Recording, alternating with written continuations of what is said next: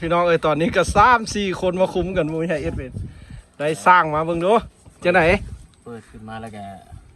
เลือกประเทศไทยนี่เอาใส่ประเทศไทย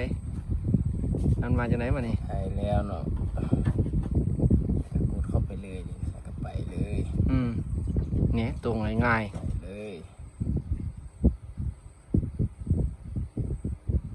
เอาค่อยๆเฮ็ดไป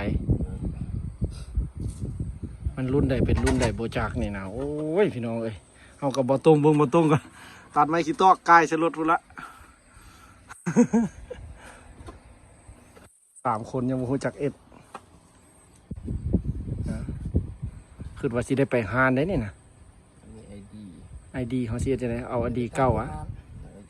โบไอดีเขาดิหน่วยใส่หนึ่งอันเดียวเอาหน่วยนี้เลยวะเอามันเป็นไอดีห้านเขาได้หน่อยนึงนะไอดีส่วนตัวเอาจะได้ส่วนตัวก็ได้เอาไอดีเจ้าเลยเอาไอดีตัวนึงไอ้เขาเดี๋ยวไอ้ตังให้ละจากเด้เบิ่งก่อนไปเบิ่งก่อนบอกอยู่ปึ้มนะจุดไว้ให้นะใส่นี่ไหมมันไหวเด้นี่นะ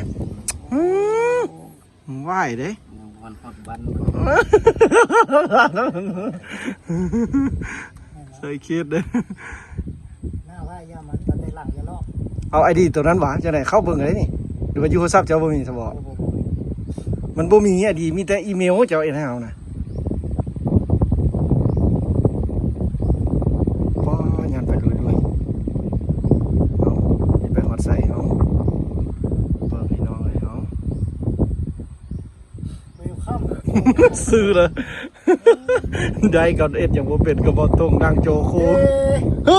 โหนี่จะไหนล่ะมาดิไอดีจะไหนฮะเซ่เลยเซ่เลยไหมเซ่จะไหนเซ่ไวไฟวะ3-4 คนจะไหนฮอตเสร็จละฮอตสปอตฮอตเสร็จละฮอตสปอตแจ้งเอาลงไอดีแล้วเนาะไอดีแล้วแล้ววันนี้มันมีเบอร์อยู่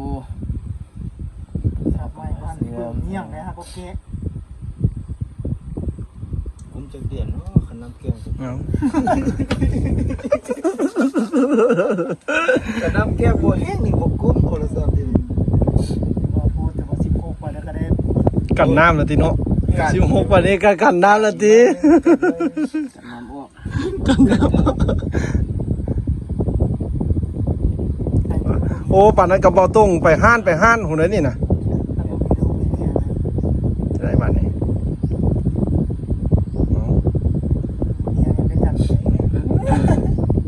โอ้ยได้มากระปานหัวยนห้างเนาะนี่เอารูดมาได้นะโนดใช่ไหมเฮ็ด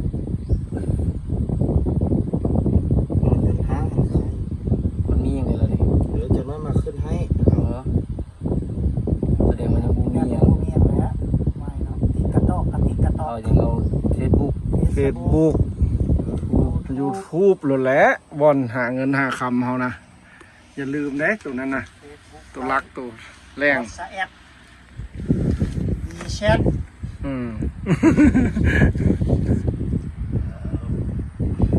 เอาพี่น้องตอนนี้ก็กำลังติดตั้งกับบอตุ้งขึ้นว่าจะได้ไปห้านหุ่นเคลื่อนที่มาแล้วอันนี้มันน้องซ้าย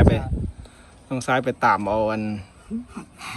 เจ้าของห้านเคลื่อนที่มาพี่น้องเจ้าของห้านซินดาดเจ้าของห้านซินดาดสดใสเจ้าของห้านซินดาดฮัดแปลโทรศัพท์เป็นด้วยนึง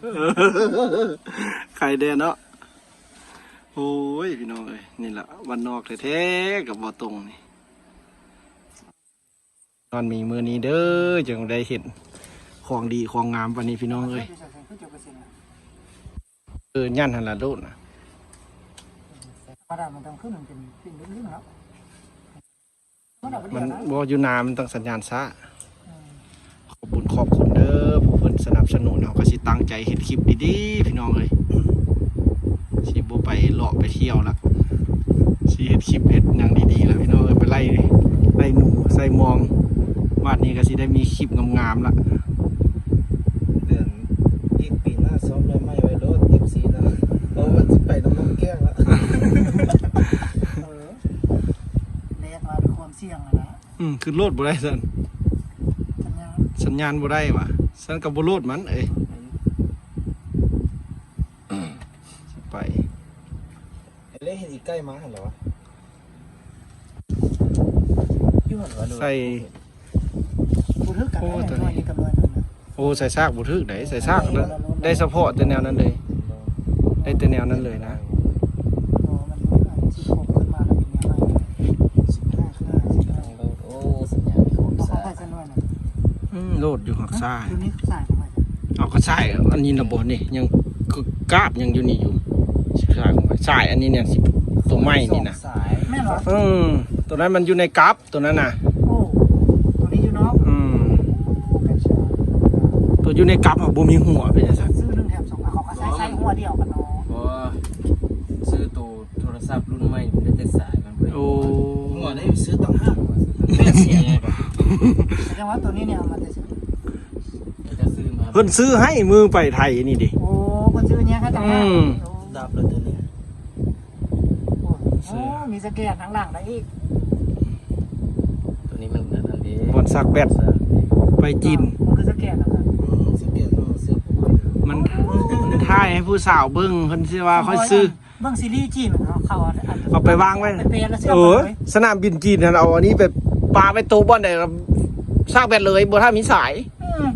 อีหลีกูก็จะว่ากูจะคลิปไปเบิ่งเด้อไปสนามบินจีนอีหลีตรงเอาซับไปวางไว้โตอันบ่นั่งลิ้นน่ะนะ โมเมนต์เขาเฮ็ดแต่ว่ารุ่นนั้นขึ้นไปแต่ละเรือมันเล่าเรื่องความทันสมัยเนาะ ไม่เอาไปวางไว้อัน ไหนโทรศัพท์เนี่ยสีแต่งเข้าแต่งน้ำ กันย้อนโทรหาเขามาโทรหาเขาสร้างแอปอันนี้เอาพี่น้องเอ้ยตอนนี้ก็คุ้มเฮ็ดอยู่ถ้าโหลดแอป Facebook YouTube มาแล้วก็สิเฮ็ดเราได้นี่พี่น้องเอ้ยมื้ออื่นมื้อฮือก็ลงลุยมื้อนี้คือว่าบ่ได้ไปใส่ละเบ็ดป่ามองนี่นะมื้อนี้นะ สมโทรศัพท์นี่ก่อนซอกไก่มาต้มก่อน อยู่เบ็ด16ลำเดี๋ยว เอาพี่น้องเอ้ยซอก ได้หน่อยนึง ก็ได้จังซี่นะสัญญาณซ่าอยู่นาเด้อพี่น้องเอ้ย บอกง่ายๆเบิด อยู่นานํกัน โทรศัพท์เป็นมุ่นหรือปุ้ยตกน้ำเรียบร้อยส่งเบ็ดซีฮะ ส่งเพิ่นซื้อให้ใหม่หั่นแหละนี่เอาพี่น้องหน่อยใหม่เด้อขอบใจหลายๆเอาติดตั้งก่อนตอนนี้ได้แล้วเด้อพี่น้องได้ลิตรละกระบอกตรงนี่นะเอา ไปเมื่อวันนี้ ดีใจหลายพี่น้องขอบคุณขอบบุญขอบคุณหลายๆพี่น้องทางฝั่งไทยเด้อที่ติดตามซ่องของเขามาตลอดมาได้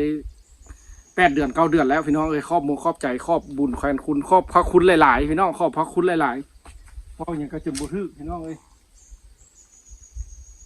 ได้หวะอันบ่ได้ก็ย้อนคาเคสคาเคส ไม่ได้อันบุกนี้ พี่น้องเอ้ยดีใจหลายฮอดแล้วนี่